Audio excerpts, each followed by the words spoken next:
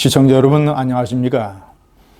저는 어제 동영상 칼럼에서 홍준표 전 한국당 대표가 근거 없이 현재 한국의 우파 지도자들을 공격하고 근거 없는 아군에 대한 비방 이런 것들로 인해서 우파 재집권을 위해서 해악적 존재가 되고 있으니 정계를 은퇴해야 한다고 말씀드린 바 있습니다. 그 홍준표 전 대표가 유시민 노무현재당 이사장과 오는 6월 3일 유튜브 공동방송을 하기로 했다고 합니다. 결론적으로 저는 이런 것들은 매우 정말이지 우파의 품위를 훼손시키는 경박한 처신으로서 홍준표 전 대표는 유시민 정도와 어울려서는 안 된다고 생각을 합니다. 제가 오늘 그 이유를 자세하게 설명해 드리겠습니다. 첫 번째, 홍준표는 평범한 한 사람의 정치인이 아닙니다. 그저 일개 평범한 국회의원이나 이런 존재가 아닙니다. 그는 지난 대통령 선거 때 정통 보수정당, 더군다나 집권 여당 보수정당의 대통령 후보였습니다. 박정희 대통령 이래로 이 보수정당, 이 정통 우파 정당의 대통령 후보가 대선에서 패한 사람은 두 사람입니다. 이회창 총재와 홍준표 대표. 홍준표 대표는 비록 패했지만 역시 전직 대통령, 여당 대통령 후보입니다. 이회창 총재급입니다. 저는 제가 중앙일보 논설위원 시절서부터 그런 주장의 칼럼을 많이 썼습니다. 일국의 주요 정당의 대통령 후보를 맡았던 사람들은, 더군다나 특히 집권 여당의 대통령 후보를 지낸 사람은 거의 대통령급이나 아니면 준 대통령급의 엄격하고 신중한 처신을 해야 된다. 왜냐? 그 나라의 수준과 위상이 있기 때문에 그 나라의 대통령이 되고자 나섰던 일국의 주요 정당 대통령 후보는 그렇게 행동을 해야 된다고 저는 늘 주장을 해왔습니다. 미국의 엘고오 이 대통령 후보, 민주당 대통령 후보였죠. 공화당의 조지 W. 부시 대통령 후보와 플로리다 재검표 소동 끝에 아쉽게 대통령 자리를 차지하지 못한 사람. 사실상 검표만 제대로 했으면 백악관의 주인은 엘 고어였습니다. 그렇게 억울하게 대통령 자리를 뺏긴 엘 고어는 그러나 전직 대통령 후보로서 아주 엄격하고 신중하며 매우 모범적인 이 처신을 보였던 것입니다.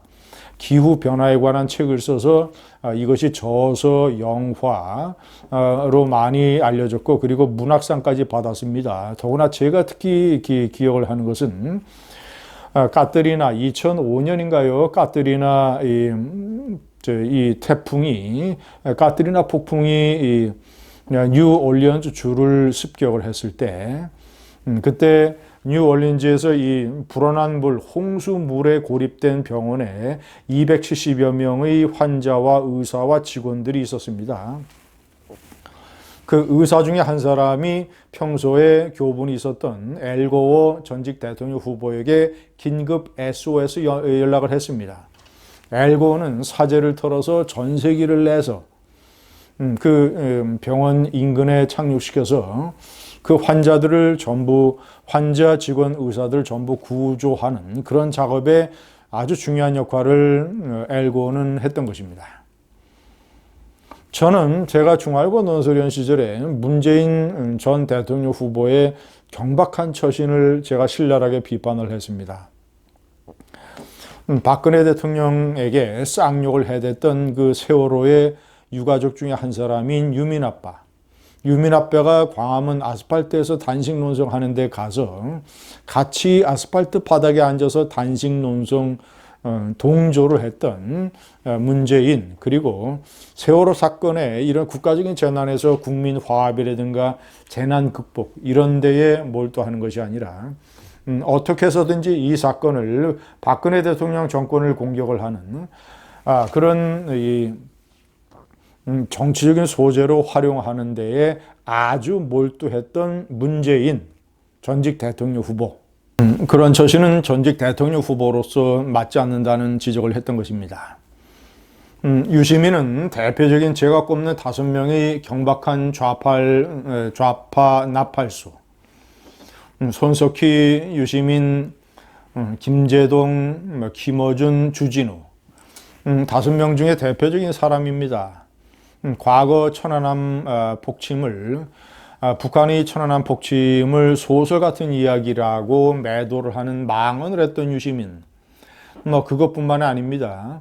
여러 가지 이제 방송이라든가 또 최근에 이 유튜브 방송을 통해서 남북 관계에 대해서 엉뚱한 환상과 동화 같은 거의 거짓에 가까운 얘기를 세상에 퍼뜨리는 문재인 정권의 경박한 나팔수 유시민.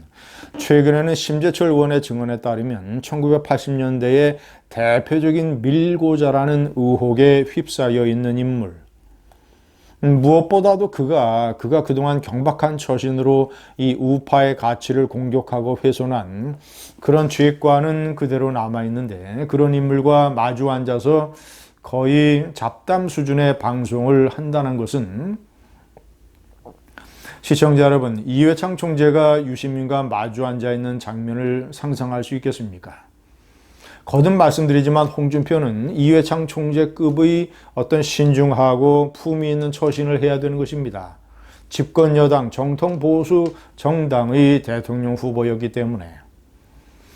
그리고 홍준표는 도덕성에 매우 취약합니다. 제가 여러 번 말씀드렸지만 저는 노무현과 노회찬, 그들의 좌파적 사고와 그들의 정책, 그들의 세계관, 그들의 언행을 절대 찬성하지 아니하고 제가 신랄하게 비판을 하는 입장을 계속 견지를 해왔고, 가혹한 비판자이지만 딱 하나 부끄러움에 대한 염치가 그들에게 있다는 것, 그들의 어떤 그런 도덕적인 채무감, 이것을 저는 항상 인정을 해왔던 것입니다. 자, 그리고 우파가 그것을 배워야 한다는 주장을 저는 해왔지요. 유시민은 노무현 재단의 이사장입니다. 노무현은 제가 그렇게 비판하고 가혹한 어떤 이 규탄의 대상이었지만, 그가 부인을 포함한 일가가 자신 몰래 640만 달러의 뇌물을 받고 이것을 알고 공황 상태에 빠져서 부인과 대대적인 부부싸움을 하고 결국은 그 부끄러움을 감당해내지 못해서 어떤 내부로부터의 붕괴, 공황 상태를 감당을 해내지 못해서 부엉이 바위에서 뛰어내려서 자살을 했던 염치, 노회찬, 특수활동비를 이 정의당 원내대표를 할 때 수천만 원을 국고에 반납을 했던 인물. 설사 그것이 쇼라 하더라도 그는 그런 일을 했습니다. 그리고 본인이 드루킹 일당으로부터 4천만 원의 불법 자금을 받은 사실이 드러나자 자신이 거짓말을 했다라는 염치, 정의당이라고 하는 조직에 대한 채무감, 부채감, 이런 걸로 인해서 역시 투신 자살을 했던 노회찬. 도덕성에 대한 이들의 나름대로의 엄격한 염치의식에 비하면 홍준표는 집권당 원내대표 시절에 수억 원의 특수활동비를 횡령을 해서 부인에게 갖다 준 이런 사실 하나만 놓고 봐더라도, 시청자 여러분, 제가 얼마나 여러 번 얘기를 합니까? 앞으로 2022년 대통령 선거 때 이 한국당이 집권하기 위해서는 1000만 중도표 중에 상당수를 가져와야 된다. 1000만 중도표는 계층적으로는 서민층, 중산층, 지역적으로는 예를 들어서 어디에 많이 포진해 있느냐, 서울 수도권의 외곽에, 예를 들자면 수원, 안양, 안산, 부천, 또는 의정부, 포천, 이런 데에 포진하고 있는 깨알같이 밀집 형태로 살고 있는 이 나라의 많은 서민, 중산층들, 이런 사람들이 중도표 1000만 표의 상당 부분을 차지하고 있는 것입니다. 이런 사람들의 이 눈에 특수활동비 수천만 원을 국고에 반납했던 노회찬과 그 수억 원을 횡령을 해서 부인에게 갖다 줘서 은행 비밀금고에 넣었던 홍준표하고 생각을 해보면 그런 홍준표가 자신이 무슨 우파의 지도자라고 전면에 나서서 이러쿵저러쿵 얘기를 해대면 1,000만 중도표가 어디로 가겠습니까? 우파가 예를 들어서 황교안 대표, 나경원 원내대표 이런 새로운 지도부를 중심으로 해서 단결을 해서 내년 총선 때 총력 투쟁을 하려고 하는데 바로 직전의 김병준 비대위원장을 빼면 바로 직전의 당대표였던 사람이 수억 원의 특수활동비 횡령범이라는 사실임에도 불구하고 나서서 본인이 무슨 우파의 가치가 어떻고 저쩌고 무슨 공안검사가 어떻고 저쩌고 무슨 시대가 변했느냐 안 변했느냐 이런 식의 얘기를 해대면 1,000만의 중도표 유권자들이 뭐라고 얘기를 하겠습니까?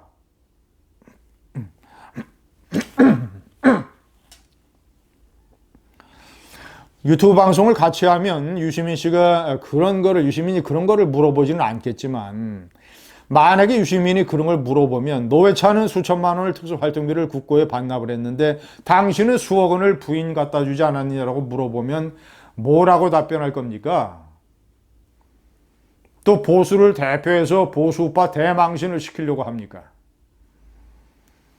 우파 좌파를 넘나든다는 경계를 넘나든다는 환상 그리고 지금 나라가 그런 식의 어떤 이념놀이 이런 무슨 우파 좌파 경계 넘어든다는 이런 오렌지 좌파 같은 이런 행동을 할 수 있는 한가한 나라가 아닙니다. 전직 대통령 후보였다면 우파의 가치에 목숨을 거는 어떤 수호투쟁 그래서 우파의 전통적인 가치의 시각으로 문재인 좌파 정권이 무도하게 나라를 망치고 유시민이가 그런 데에 경박한 나파수 역할을 하는 것을 신랄하게 규탄하고 나무래서 우파 가치의 칼로 저들을 단죄하고 몰아붙이고 이렇게 해서 우파와 좌파의 진정한 가치의 차이를 모르는 젊은이들을 가르치고 깨우치고 계몽시켜서 나아가야 되는 이런 상황에서 무슨 우파 좌파 경계를 넘나든다. 제가 판단할 때는 여러 가지 이런 한계에도 불구하고 저런 식의 기획을 하는 것은 관심 종자의 준말이죠. 어떻게든지 관심을 받아보겠다고 하는 것. 자신이 집권당 대표를 할 때와 달리 새로운 지금의 지도부에서 자유한국당의 지지율이 많이 쑥쑥 올라가고 계파 갈등이 사라지고 당이 지도부를 중심으로서 단결하는 이런 어떤 우파의 전체적인 상황에서 자신이 조금이라도 관심을 받아보려고 하는 관심을 끌고자 하는 어떤 관종적 행태가 아니겠는가. 홍준표는 유시민 정도와 어울려서는 안 됩니다.